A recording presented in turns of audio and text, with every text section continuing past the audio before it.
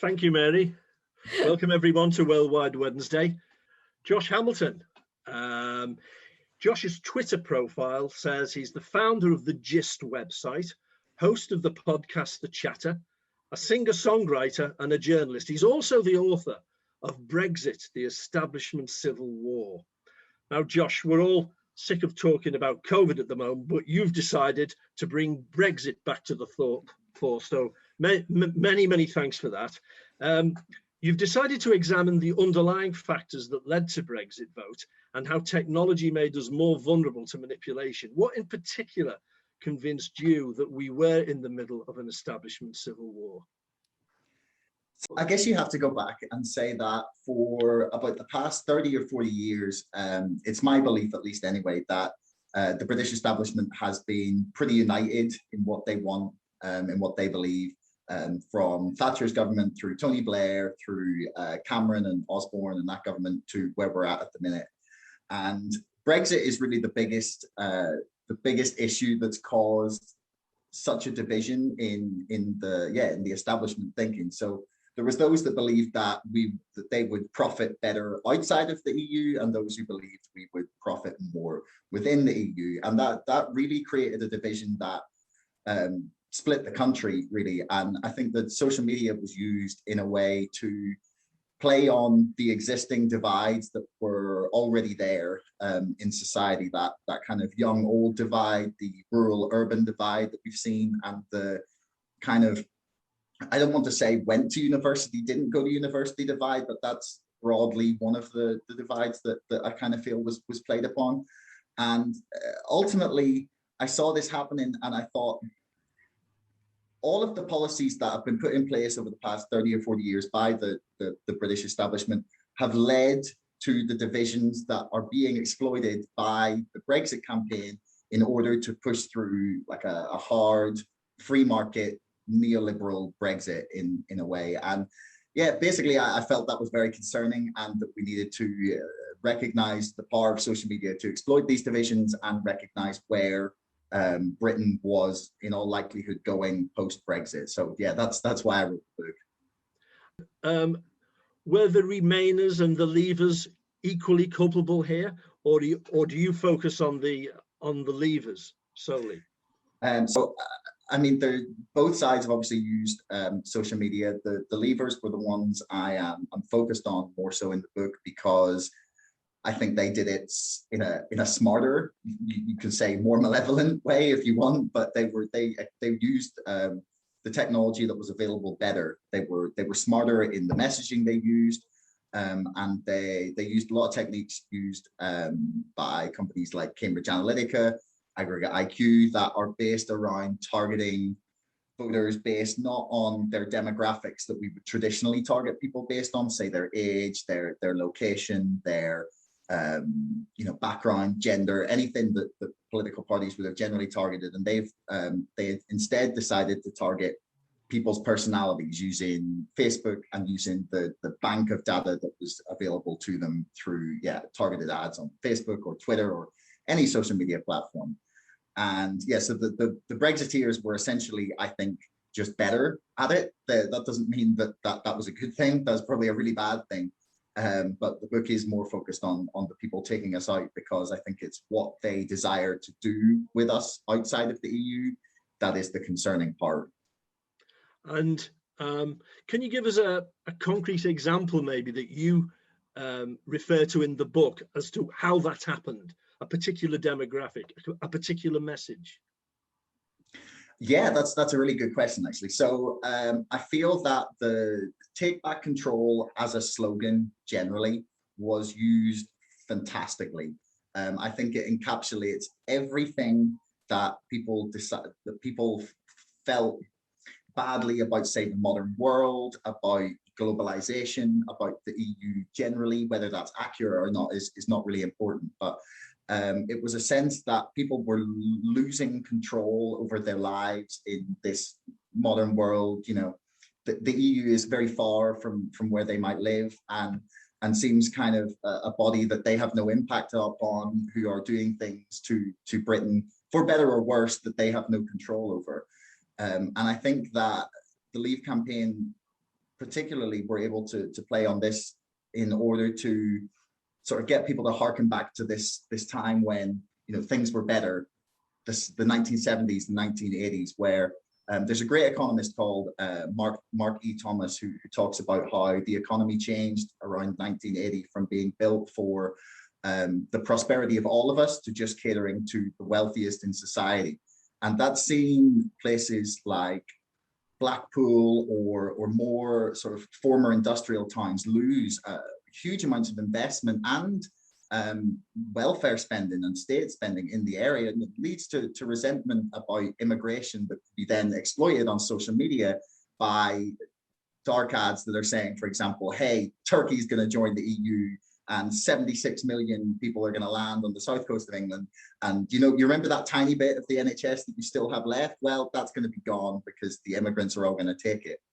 And instead, the reality is that it's been 30 or 40 years of sort of stripping back the welfare state and leaving a greater and greater wealth and economic divide between people that leads people to look for resentment that they can exploit, or people to become resentful, and then that can be exploited, And yeah, the immigration was a great one. There was I don't know how many different really just blatantly untrue adverts circulating on social media about Turkey and highlighting how close that is to Iraq and Syria, and just playing on those sorts of fears that are driven by, is your argument that people swallowed all that? Because there's a little bit of me that thinks, well, yeah, that's what kind of politicians do, isn't it, really? You know, it's a blood sport, and we take some bits of it with a pinch of salt, and we believe others. Do you think the absorption of those ideas was stronger during the Brexit vote? I mean, I think the difference is that we are still all thinking about this in terms of like how media worked 10, 20, 30 years ago, where, yes, of course, there's always been politicians who've played on fears of immigration or of, faraway bureaucrats, or, there's always this like, England should be for the English, or anything like that has always existed in every single country. But what we have now is such a powerful infrastructure of technology designed to exploit that. And that makes it so much more powerful. Like if the Leave campaign paid for 1 billion ad impressions, and when we are seeing that all day, every day, and it doesn't take that it has to be a specific ad that people go, well, hey, Turkey are gonna join the EU, and that's the one thing that convinces them. It pushes people in a certain direction.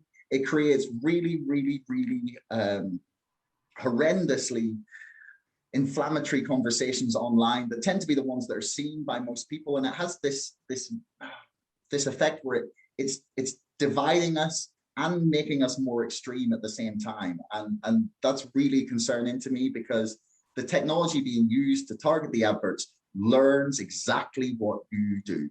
Like, it doesn't matter if they put the advert up and you scroll straight past it, they've learned something. If you click on it after waiting for 4 seconds and you hover on it and then you scroll past it, they've learned that, okay, that piqued his interest a little bit, but we need to know the next thing to make them click on it.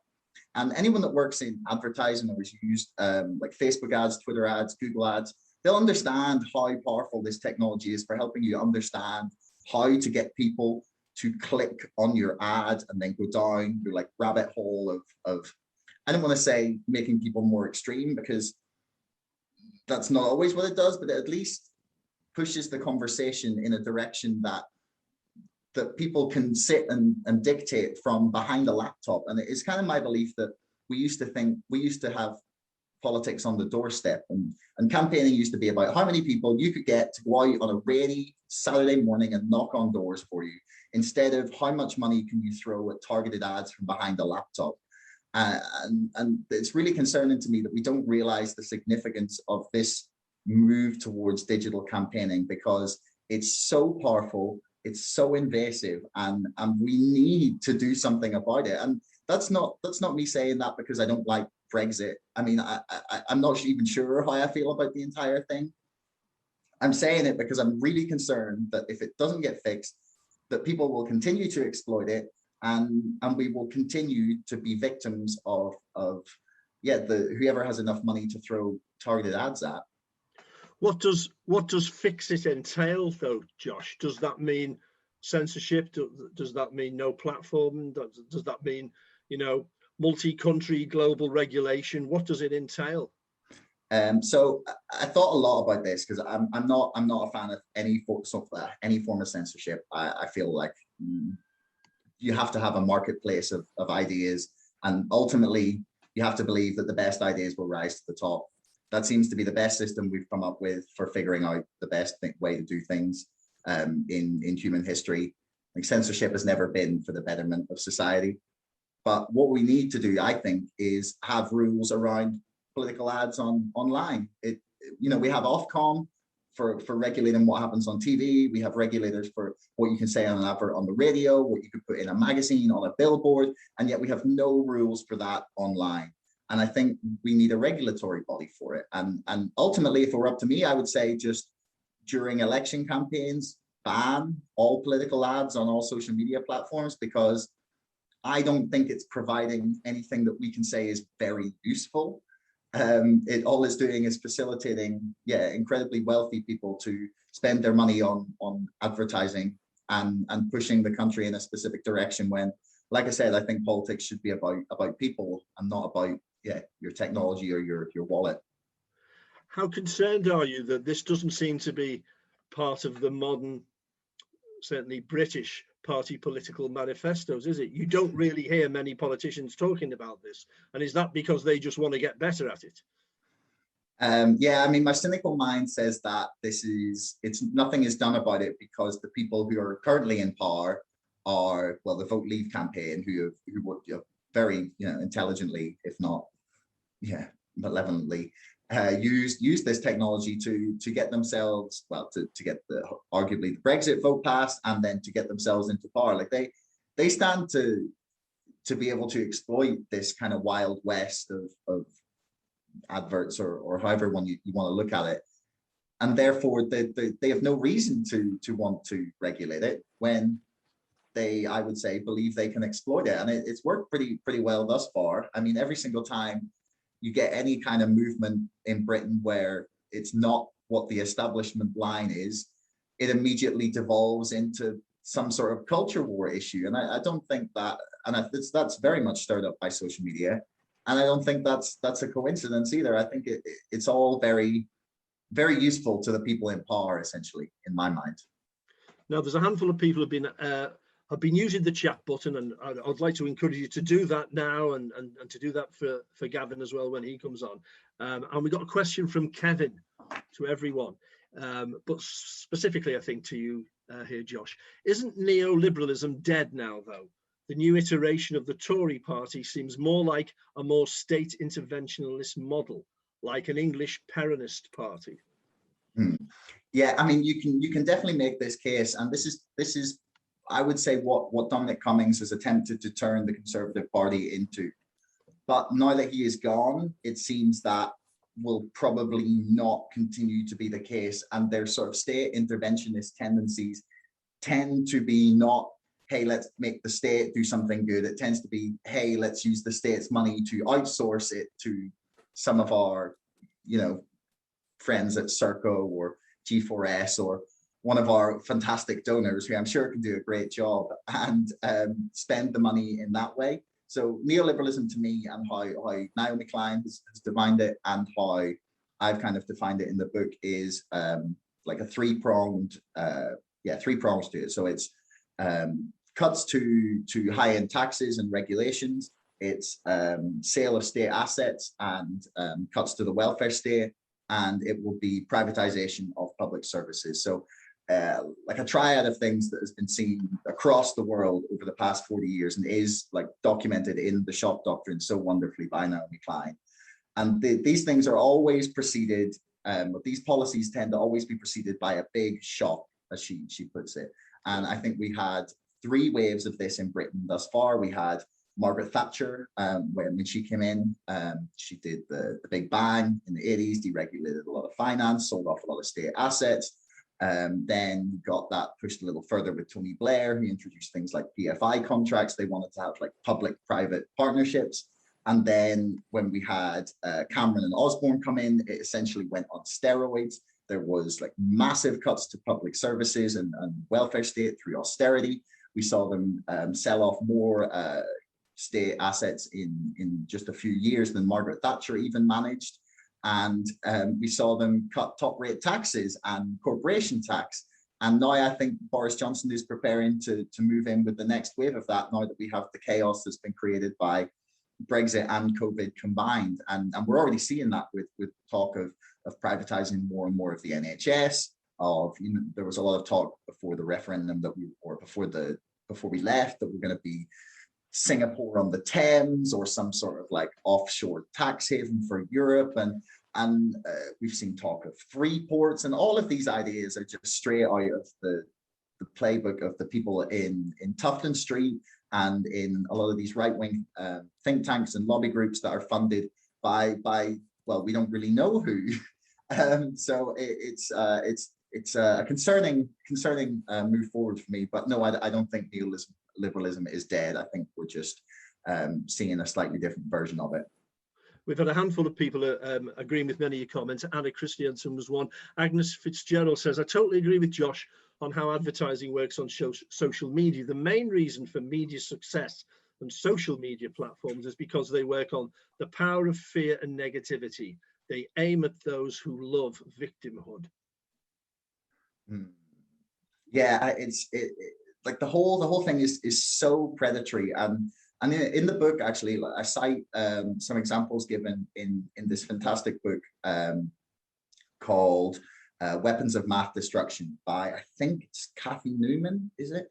But anyway, so the book's called Weapons of Mass Destruction, and she talks about how predatory advertising services are, especially in America, where it's even more deregulated than here. So if you search for therapy or some sort of clinic or about mental health problems, you're immediately going to be starting to get bombarded with adverts for antidepressants or really expensive treatments, and that's just the entire ecosystem of a lot of these adverts is built, as she said, to prey upon the worst aspects of people, whether that's fear, whether that's like mental health problems, illness, all of these things, and we have to be really aware that that's happening. And we have to, make at least some attempt to regulate it. Like, I'm not saying that we could fix all of the problems of the internet. Obviously, like that's a big thing, and we can't fix all of the problems with social media, but I think we should at least try. Have you got any confidence? It doesn't really sound like you have. You got any confidence that any of our politicians are going to take this on board and run with it? Not particularly. No. I mean, yeah, it's difficult to see how they will. I mean, I don't think they see it as a priority or a problem, and therefore it's difficult to see them doing something about it without being pushed to. You briefly mentioned COVID before. It's kind of interesting, isn't it, in so many different ways. How do you think how we've responded to COVID, both as a society and individuals, has kind of added to the mix, added to the points made in your book? So at the end of the book, in the last chapter, I kind of make this prediction that we're going to see some sort of big shock that will facilitate all the things I was talking about with neoliberalism and Boris Johnson's cabinet. And I didn't really predict that it would be quite as monstrous as COVID. But the government response to COVID has kind of just shown them to have all of these awful traits that I've talked about. They have suggested that they're going to raise taxes on lower and middle income people to pay for it, although there's been some suggestion they're going to raise corporate taxes. But I guarantee when it comes to review tax rates, the argument will immediately be made that, we need to look after the wealthy and the entrepreneurs and the wealth creators, and therefore corporation tax has to come down further. I think we've seen the way they have privatized and outsourced things and learn nothing about it. Like we keep trying this game where we outsource everything, and every time it goes like it ends up going really badly, we just go, well, okay, well, we need more privatization then. That must be the way. Like, look at the test and trace system. What on earth could we have done with 37 billion pounds? Think of the hospitals, or the, you know, the rail lines, or the schools we could have, you know, built, the nurses we could have given pay rises to, the teachers that might have had like better stocked cabinets for kids. And there's so many things. And instead, the Tories have used this to stand on the graves of people who have died and hand money to their friends and donors. And I honestly believe that if we are not like outraged beyond belief about that, that they can get away with anything. Well, Josh Hamilton, thanks for that. Really fascinating stuff. Josh's book, Brexit, The Establishment Civil War, is in the bookshops now. It's published by John Hunt Publishing. You're going to hang around for a while, I believe, Josh, are you? Yeah, and I know you're desperate to see the football, but if you can hang around for a while, that would be great.